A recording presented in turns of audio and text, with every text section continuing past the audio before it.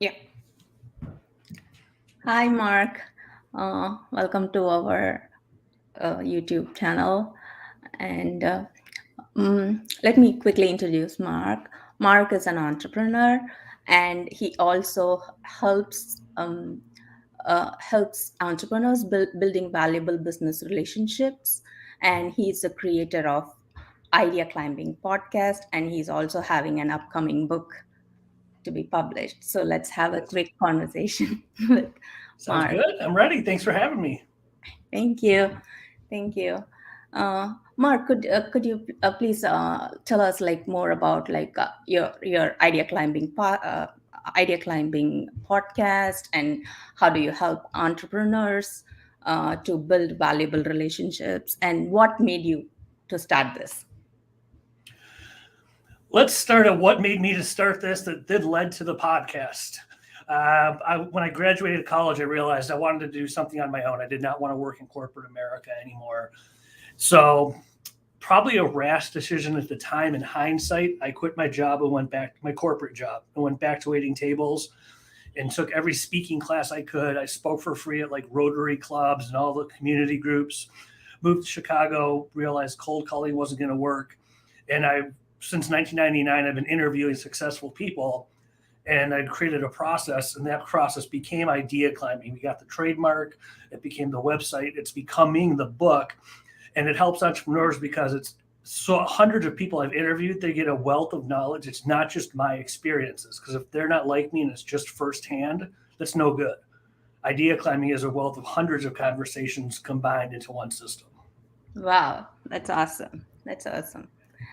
And could you tell more about your upcoming book, and what is the process of publishing it? Like, what are the challenges that you faced? And Well, one of the challenges with traditional publishing, I'm not a heavy social media influencer with 200,000 on Instagram or anything like that. And that's usually what the traditional publisher wants to see. And also, a traditional publisher, what they're going to do is they own all the rights to your book. And I did not want to give away 22 years of my life. And hmm, I've talked to authors for interviews, and they have actually had to check with their publisher to use their own content. So I didn't want to do that. And then on the other end of the spectrum, self-publishing, I'm not. I'm this is the first book I'm publishing, and I'm a good writer, but I'm not an author yet. So I didn't want to do it. I've seen a lot of people do. They self-publish, and there's grammar errors. The stories don't line up. You can just tell the cover looks weird. hmm, So I went into the middle route with hybrid publishing, which is I pay up front, so I bear all the risk. But I okay. also own the intellectual property rights. And the way the world is right now with traditional publishers, they do not do heavy marketing for most of, like 90% of their books. They'll do a press release or something little. But what they do is work with, well, in my case, they're working with me to make my book sound good. They took an entire manuscript and worked on it with editing. A lot of traditional publishers will not, they will refuse in the manuscript because they want to help you write the book and do what they think is right. So I'm happy with the choice that I've made. Oh, this is I mean, I don't know much about hybrid publishing. I've heard about self-publishing, and this is the first time I'm hearing about hybrid publishing. I mean, could you talk more about that? Like, you will pay for it upfront, and could you elaborate more about that? Like, Yes, what it is at least the publishers, the hybrid ones that I talked to and mm-hmm, spoke with, the ones that it costs a little bit more, but they work with me to make my dream come true as far as a book is concerned. Where traditional publishers can be heavy-handed and say, "Look at where I won't use ABC publisher. okay, We know better than you. You need to add mm, a chapter." Or one of the things that I've seen, they get stuck on word count, how much they think, how many words should be in there. mm, And if you've ever read a book that was like really good at like a business book that's really good at the beginning, and then mm-hmm, you get near the end and it's like, oh my God, you're like walking through mud trying to finish it because it just that happens because probably because the publisher said add 10,000 words because we need you to be at this amount. So okay, I'll add 10,000 words as opposed to mine, which is this looks good. If anything, they cut out some words and it got a little bit shorter, and we didn't have to change any of the chapters around. One thing I did do was I wanted to go where places where you could get rejected. They don't accept any publication. A couple did that sight unseen, and it's like, you talked to me on the phone for 30 minutes. Mm-hmm. How can you tell me that you'll take me on as a client? You have no idea. Is my book a piece of whatever? Is Mm-hmm. it good? Does it need heavy editing, light editing? And I just shied away. I'm going to go to the ones that pick and choose the books, the ones that need to review your book first. And I think that was important. It was scary, but it was important as a social proof to get accepted to the publishers that will reject people. Wow, that's awesome. And what is the book is about? Could you tell? You mentioned that it is about idea climbing. Because of that, you are coming up with this book. But Yes. could you add more information about the book? Yeah. It's the subtitle is How to Build a Support System for Your Next Big Idea. Uh huh. And with all the research that I had done, which actually answered 3 questions ago, that's where my podcast came up. I figure if I'm going to do research for my book, let's start doing it on podcast and YouTube stations. Mm-hmm. And the book is about mostly for entrepreneurs. I found 8 pillars of idea climbing. One of the big ones was like mentoring. Almost every successful Exactly. person I spoke with had mentors in their life, whether they called them advisors, mentors, whatever, they had them. Another one was relationship marketing. They would Mm-hmm. build relationships with people by not selling them immediately. They would create a fan base, and then they would market to the fan base, who would then become their salespeople and spread their idea even further. But relationships, for most people that made it, even the ones that people think they got a big break, like one of the stories is about Elvis Presley. Mm-hmm. It was not a big break. It took him a year of going back to the studio again and again and again, befriending the studio owner, working with the studio. Then he gets famous. Most people say, oh, he recorded a song for his mom, and then poof, he's Elvis. It's like, no, he was collaborating with the studio owner for a long time before he got famous. So it's stories like that. And that's one thing I love about the book, at least on my side, that I feel good is the stories throughout the book. I did not want to write the equivalent of an academic textbook that's just Mm-hmm. a bunch of how to do this. I wanted fun stories exemplifying idea climbing. Wow, that's awesome. So it makes it interesting for people to go through stories and relate it to what we are going through. I mean, I do as an entrepreneur, I do what are the challenges over there, and especially since I'm coming from a technology background and not having much of a marketing thing, so I could really relate to what you're talking about because these are the things I'm trying to learn right now. So, so it's Yeah. awesome. So Thank you. and um, uh, and in your website you also mentioned about YouTube and engagement. What are the tips and tricks for interviewing on YouTube or any platform, like where you want to engage or interviewing a person or something that would be like a quick thing for anybody, any entrepreneur. I would say one of my favorite tips for interviewing people on YouTube or any platform, including podcasts. If it's somebody new that I want to do a podcast, but like I had been doing interviews for however long, so starting a podcast was second nature. Some Mm-hmm. people haven't done a lot of interviews, and one of the tips, it's actually from the book and that I give to them on just, hey, you want a tip? Here it is the 2 words that will save your butt if you get stuck, or how and why. No matter what even with what I just said, you could have followed if you know what you're doing. But if you got stuck, you could have followed up with, oh, why did you pick your publisher? Or how Mm. did you decide that you could almost 95% of the time, if you follow up with how or why, you're going to elicit a story and the conversation is going to keep going. I wouldn't rely on having 10 questions because I've done that before when I was younger. And I've had situations where they just tore through them in like 10 minutes. I'm like, oh no, what the heck do I say now? We got 25 minutes left. I don't know what to do because they burned through all my questions. So that's the other tip, is make it conversational. I would definitely say lean on the side of conversational. And it's not going to be perfect the first, second, third, 10th, 15th, 20th time. It Uh-huh. just takes time. It will become second nature if you practice it. And I think That's people true. are forgiving online. They want real. They don't want super, super polished. Yeah, that's true. And it has to look more natural, right? Like it need not be like a scripted one where you give questions and prepare and come back and talk. So it should look natural, and at the same time it's okay to be like make one or two minor mistakes, I feel. I don't know. It definitely is. I tell my guests, sort of a major thing, like the internet crashing on us. Uh-huh. I don't edit them. My videos, I coined the term 8 unedited minutes to take care of post production, make it easier. A soundbite. I'll watch something for 8 minutes. Uh-huh. Podcasts can go longer because people often, on the way to work, working out in Mm-hmm. the gym, going for a Mm-hmm. run. So my podcasts are 20 something minutes long, and people are much more forgiving about it. They want to hear a real conversation, not 5 canned questions. Exactly. And how do you find your guests to interview? I'm as of right now, about 90% has been through referral. I'm really blessed to have a good network. Uh-huh. A friend of mine is a PR agency, so the people he deals with are thought leaders. So he sends me a lot of his clients to be on my podcast. I've recently found a few interesting ones that I'm going to reach out to cold just to see what it's like. It's not going to Mhm. hurt. The worst they'll do is say no. But Oh, okay. So I came you're across a few news articles. I'm like, that person's life is freaking interesting. uh-huh. I want to talk to him or her. Yeah, that's awesome. And and also in your website, I saw that you have mentioned that while interviewing, there are few things that you mentioned for actionable items. Um, uh, so uh, that was very. I mean, I was very curious about that. Like, how do you make your viewers to engage and take an action on your content? um, since I've been doing interviews, and I found my first notebook from 1999, not knowing where it was going to end up. Of course, you can't predict that far into the future.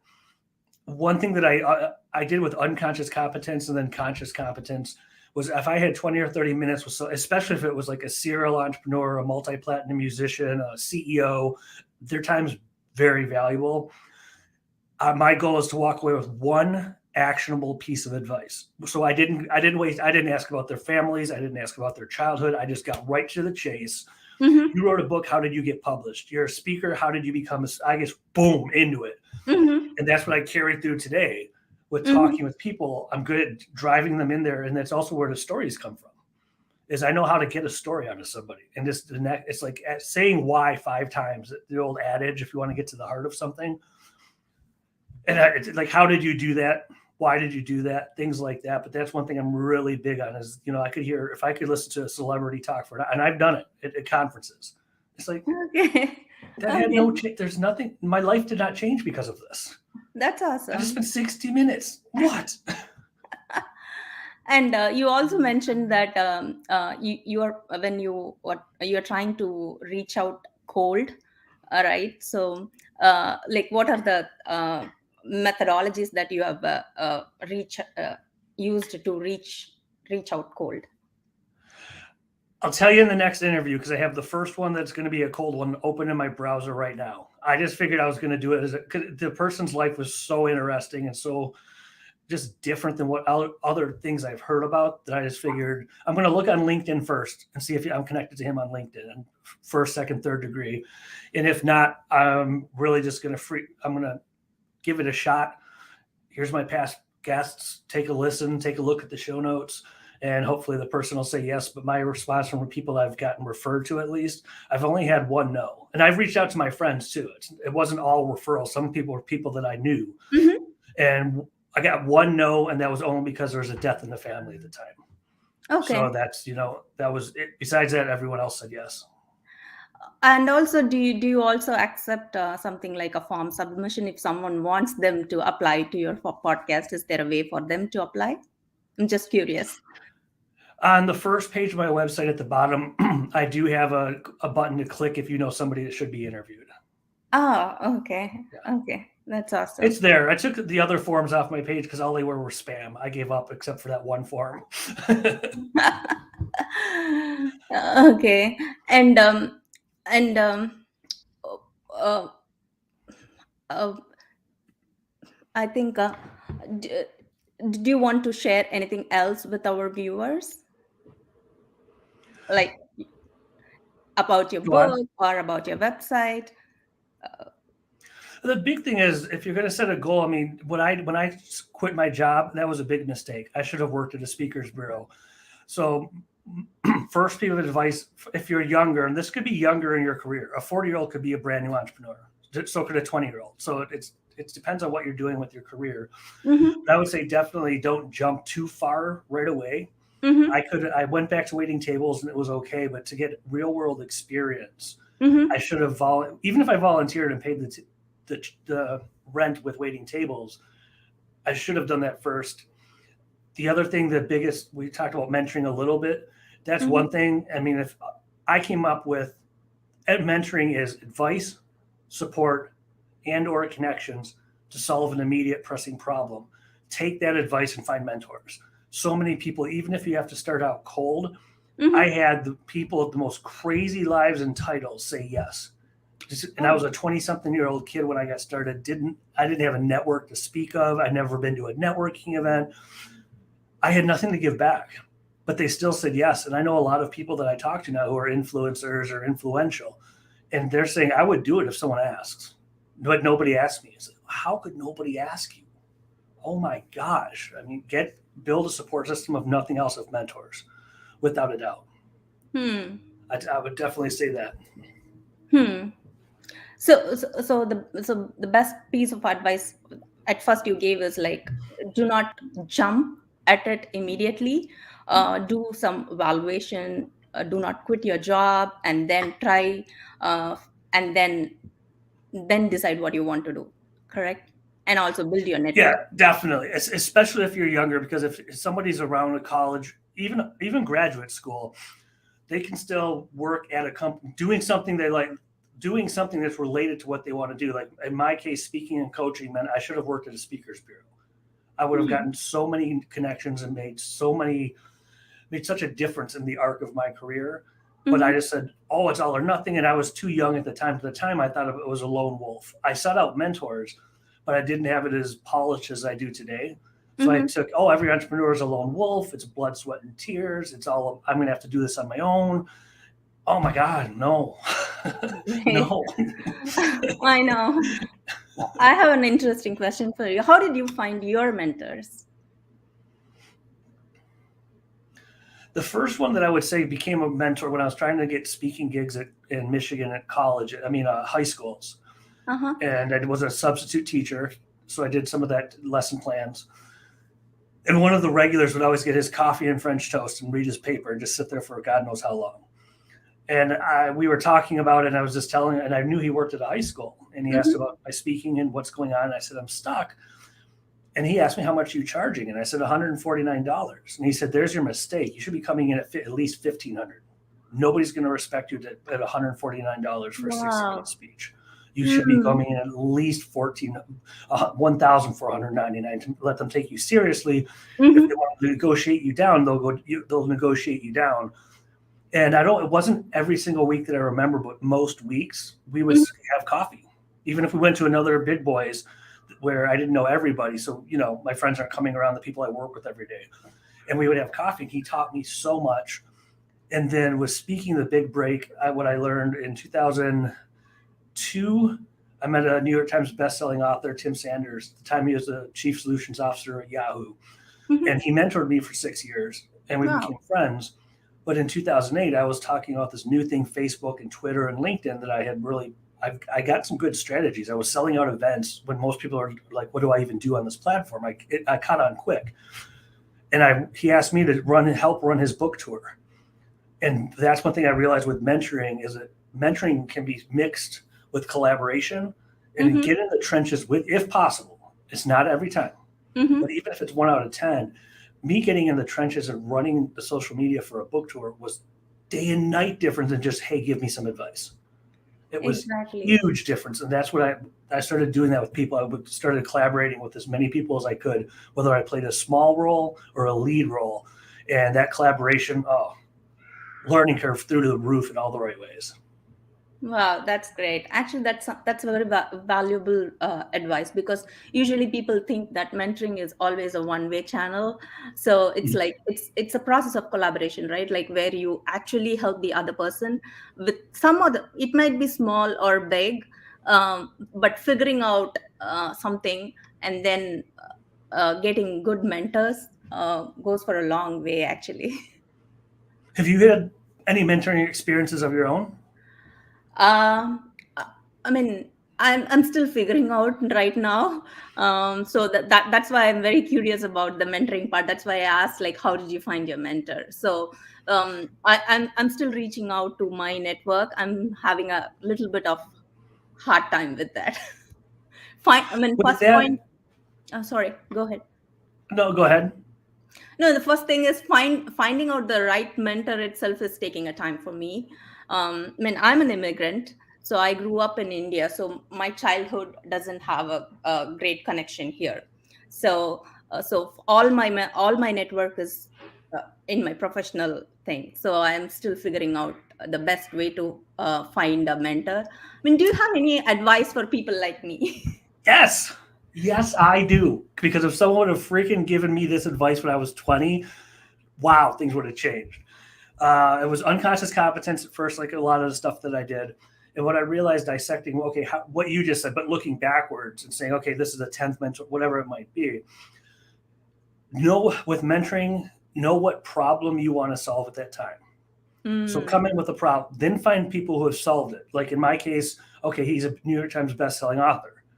Okay, I don't know what to do to get there, so I'll ask him. Um, she found her calling at age 18 and is now, a millionaire.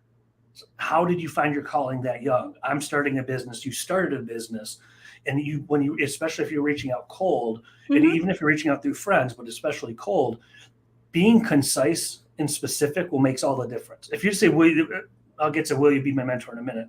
But as far as the outreach goes, and let them know specifically how you found them, Uh-huh. why you chose. I want to be an author and you are. That goes such a long way. Mention something you found online, like a LinkedIn profile, so that you're like, wow, this person really looked me up. And Oh, then wow. for the Okay. first few interviews, I've always had mentors. I've never asked anyone to be my mentor. Never. And especially on a first time meeting or a cold call, it's Uh-huh. kind of like bringing a diamond ring on a first date and asking her to marry you. It's just not, no. It's too much of a commitment, and it can be Yeah. scary, Yeah. That's and they're more likely to say no. And the other thing that I found works phenomenally is intentionally saying, can I get 20 minutes of your time? Because if you hmm. just ask for a meeting, pre-COVID, a meeting usually was a coffee shop, and I live in downtown Chicago. So even if I was downtown, I still to get to a meeting, a first time one with their time is valuable. I still had to, get up, get dressed, look respectable, even if I'm walk Mm. 15 to 20 minutes to the coffee shop. It's in person, so it's going to be an hour. The other person has to walk from their office. So asking for something like that is you're asking for 90 minutes of their time. And if they don't know you, that's a tough ask. Mm. Saying, even if it's just 20 minutes, it's so easy for them to say, oh, you know what, call me 1:30 on Friday. And if you have good rapport, and Mhm. most of mine did and do still go over 30 minutes, I mean 20 minutes, they'll Wow. let you keep talking. But at least you're not asking them to commit to anything besides 20 minutes. And the busiest CEO, if they care about helping people, Uh-huh. make it easy for them to say yes. So, I mean, as far as mentoring, those are a few key things. Wow, that's so valuable. That's very valuable actually. I was actually thinking like what are the best ways to and the first thing I was looking into my network, like who can be supportive. For me, I thought it will be easier for me to reach them out rather than a cold reach out. But your tips are very helpful. So thanks, Thank thank you. you. I'm glad. Thanks a Well, and lot. now you have LinkedIn, Yeah, second degree connections. There you yeah, go. Second degree connections. yeah, yeah, that's true. And also yeah, LinkedIn is very useful. That's true. Like now you have LinkedIn, you have second level, third level connections also sometimes. So thank you. So those are the big ones for mentoring, I would say. Thank you. Um, Thank you so much, Mark. I think it was great talking to you. And if you have anything to share with our audience regarding your website or anything, please, like if you have any events or anything, any your YouTube channel or anything that you want to share with our audience, just let us know. And thank you so much for your time. Thank you. What you're seeing in the browser right now, if you go to ideaclimbing.com, it redirects you to my site. Great. Great. Thank you so much for your time. I appreciate it. Thank you.